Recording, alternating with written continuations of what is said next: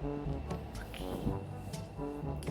guys, kembali lagi sama aku. Jadi perkenalkan, nama aku Revi Marinda. Aku dari Provinsi Gorontalo, program studi Teknik Geodesi, dan aku dari kelas 8.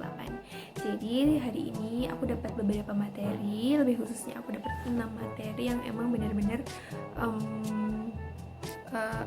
berguna banget untuk beberapa tahun lagi aku masuk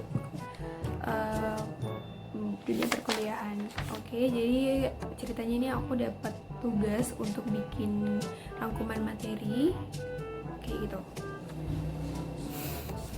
Jadi materi yang pertama itu ada sistem pendidikan tinggi di Indonesia. Jadi tadi aku sempat dikasih materi sama bapak yang ada di kampus itu tentang sejarah ITN Malang. Jadi ITN Malang itu lahir pada tanggal 1966 yang bernama ATN dulu. Jadi namanya itu bukan ITN, jadi waktu itu masih ATN.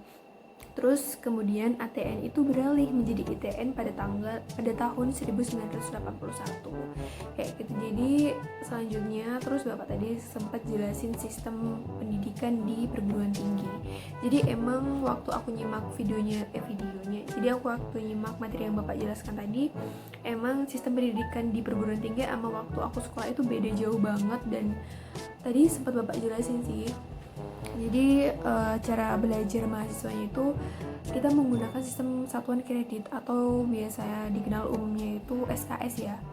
Terus yaitu kalau kita maksimal ya untuk S1 SKS-nya itu ada 144 SKS. Jadi satu SKS-nya itu 170 menit.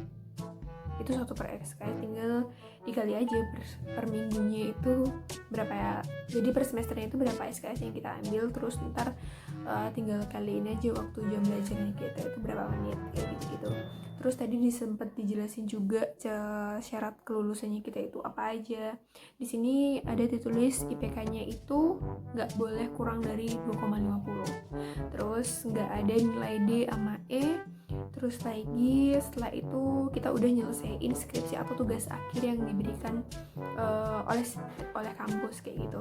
Terus kita memiliki nilai TOEFL 450 atau setara dengan TOEL yang ada gitu.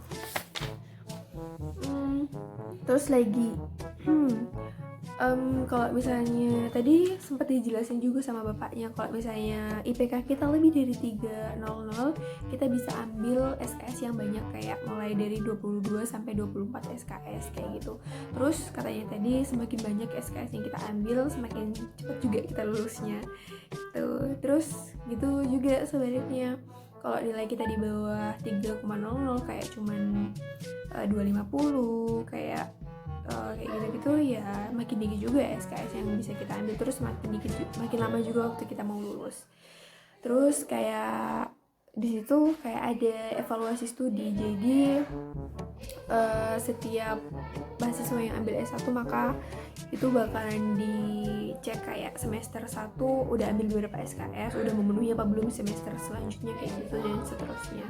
Terus di ITN juga ada yang namanya program Kampus Merdeka kayak gitu. Jadi Kampus Merdeka itu kan programnya pemerintah, dan ada beberapa program yang bisa kita ambil ketika kita daftar Kampus Merdeka. Terus kita bisa daftar Kampus Merdeka itu ntar ketika kita udah masuk ke semester 5. Terus aku tadi sempat nanya, kalau misalnya kita mahasiswa baru nih semester 1-2 bisa nggak sih daftar Kampus Merdeka? Katanya nggak bisa, karena umumnya itu di semester 5. Kenapa? Karena di semester 1, 2, 3, 4 itu lagi dibekalin dulu sama kampusnya supaya kita bisa lebih matang kayak gitu.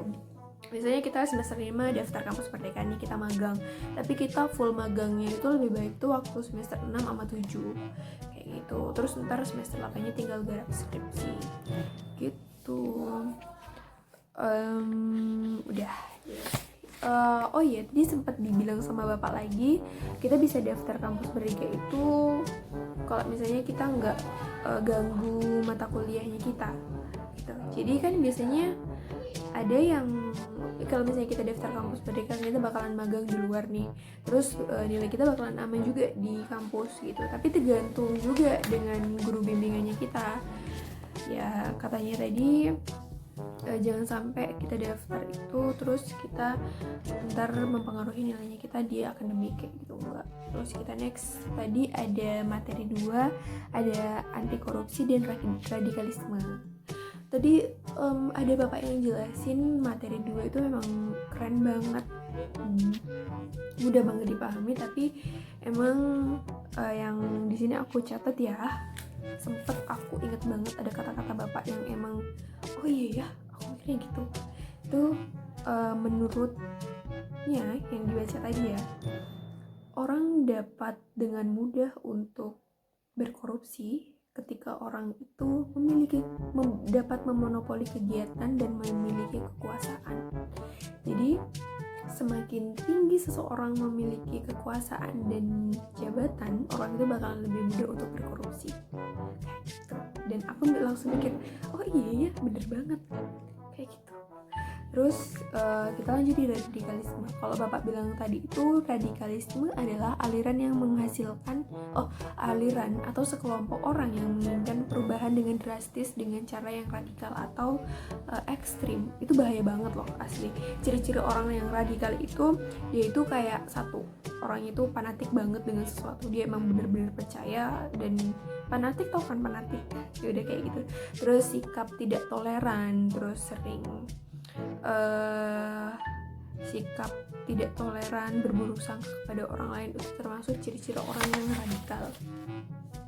Habis itu kita lanjut di materi 3, ada narkoba. Tadi ada sempat bapak yang jelasin tentang bahaya narkoba golongan 1, narkoba golongan 2, dan narkoba golongan 3. Jadi kita pasti udah tahu dong singkatan dari narkoba itu apa. Narkoba itu kan singkatan dari narkotika, psikotropika, dan zat adiktif lainnya kayak gitu. Ada narkoba golongan 1, narkoba golongan 2, dan narkoba golongan 3 yang masing-masingnya itu memiliki dan masing-masingnya itu dapat digunakan untuk keperluan medis dan lain sebagainya. Kayak gitu. Terus di sini ada materi. Hai guys, kita lanjut lagi. Tadi kita bahas tentang metaverse. Metaverse itu adalah ya apa ya? Oke, serius. Jadi aku tadi sempat searching di Google juga, meskipun bapak udah sempat jelasin tadi di aula di kegiatan, aku sempat searching di Google juga kalau metaverse itu suatu internet yang disajikan dalam bentuk 3D. Wow. Terus bapak tadi sempat nyeritain revolusi industri dari 1.0 sampai 4.0 itu kayak gimana perkembangan teknologinya. Jadi waktu 1.0 itu manusia masih menggunakan tenaga manual atau industri untuk melakukan sesuatu. Itu masih pada tahun berapa ya? Pada zaman dahulu.